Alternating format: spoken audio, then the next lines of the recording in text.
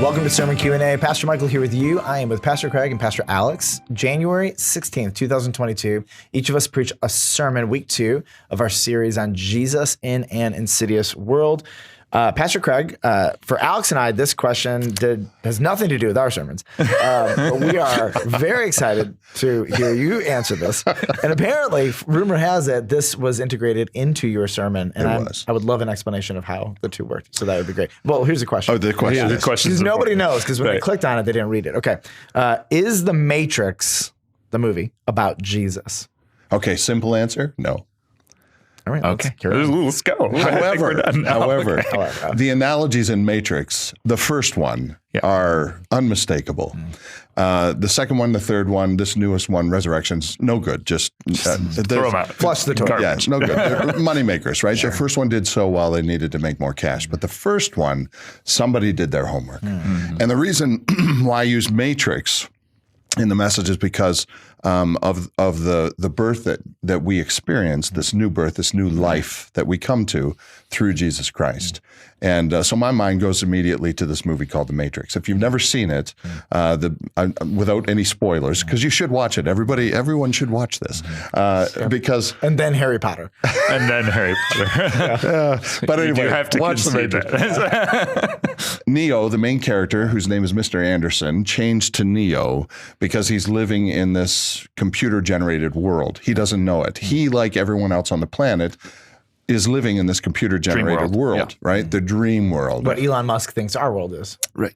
Okay. Yeah, I think it's a good example. That's true. And it makes sense because our bodies are being used as batteries to power this computer world, right? So it would make sense that Elon Musk would believe that. But however, what happens in the movie is there's a few people who have been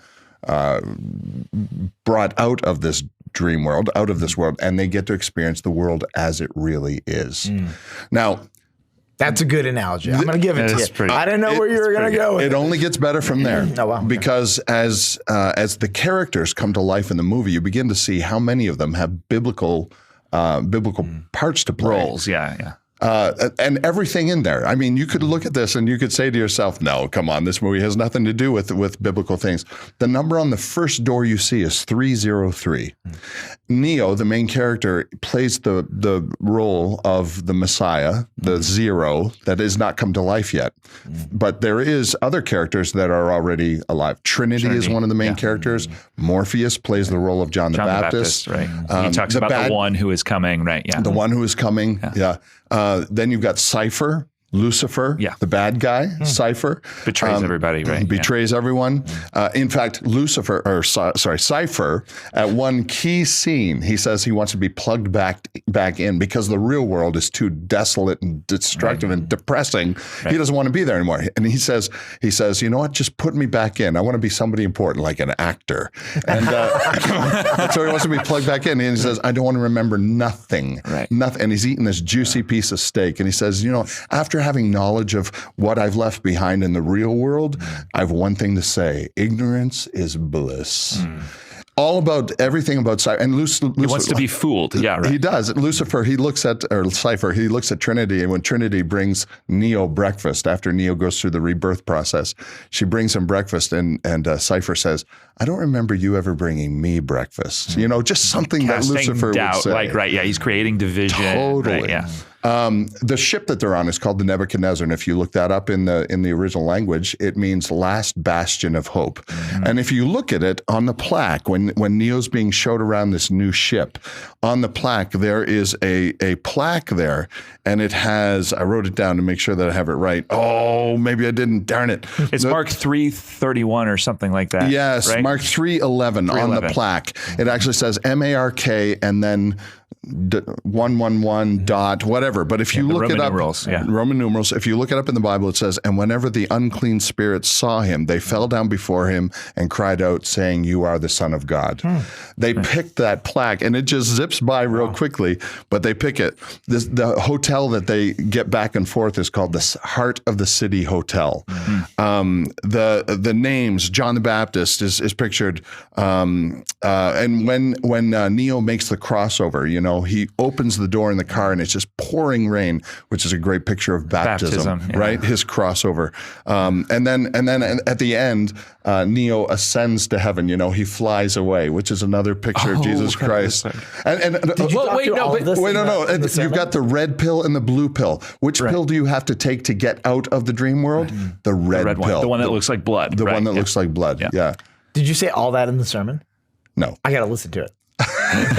No, I didn't say all that in the sermon, but it's all there. Right. And then ultimately, you got to do the ending. The ending the biggest is the part. most significant. The biggest part is Neo. Wait, I saw this 2 decades ago. Are you going to spoil the ending for me right now?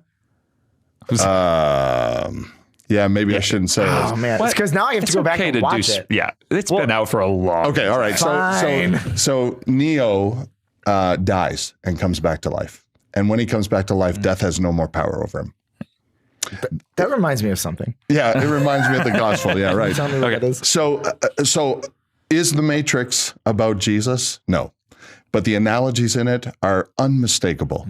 And so I love it. And when you watch it, I've watched it several times. And every time I watch it, there's always something new there. Some picture of the gospel here. Some picture of the gospel in it.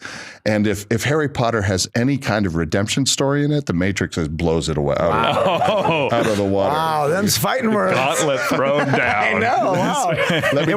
With that, this podcast is over. Let me give you one verse. One verse. I love Ephesians 2:1-2, and then in verse 4 and 5. These verses, again, have nothing to do with the Matrix, but in our conversation about Jesus bringing life into a world of death, my mind goes to the Matrix, but it also goes to Ephesians 2. And here's what Ephesians 2 says. And you were dead in the trespasses and sins in which you once walked, following the course of this world, following the prince of the power of the air, the spirit that is now at work in the sons of disobedience. But God, being rich in mercy, because of his great love with which he loved us, even when you were dead in your trespasses, made us alive together with Christ. So it is by grace you have been saved. That is the message of the life giver bringing life to a world of death. Amen. Well, I think the takeaway is take the red pill, and I want to thank you, Craig. That was excellent. I am intrigued and convinced? Inspired. I'm going to go watch the movie now. There you go. I won't read the books, but I will watch the movie. So thank you for joining us. We have plenty more to come and more antics on Sermon Q&A.